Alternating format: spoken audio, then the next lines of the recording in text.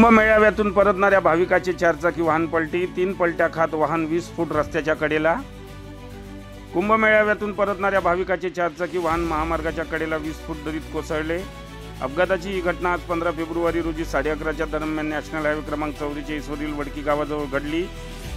Honda city KA04MN 4509 या क्रमांकाच्या चारचाकी वाहनाने 4 भाविक प्रयागराज कुंभमेळ्यातून बेंगलोरकडे चालले होते। दरम्यान नॅशनल हायवे क्रमांक 44 वरील वडकी गावाजवळ असलेल्या ब्रिजवरून खाली उतरताना चालकाचा स्टेअरिंगवरून ताबा सुटल्याने वाहन रस्त्यालगत असणाऱ्या 20 फूट दरीत कोसळले व अपघात झाला। हा अपघात इतका भीषण होता की चारचाकी गाडी 3 पलट्या खात सुमारे 20 फूट रस्त्याच्या दरीत फेकल्या गेली।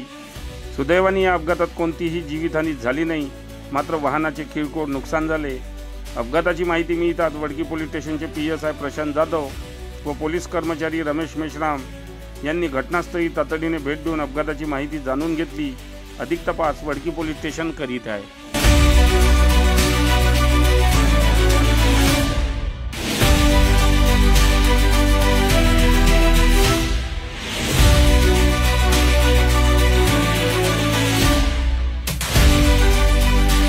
बातम्यांशी अपडेट राहण्याकरिता आजच आमच्या चॅनलला सबस्क्राइब करा आणि बेल आयकॉनवर क्लिक करा।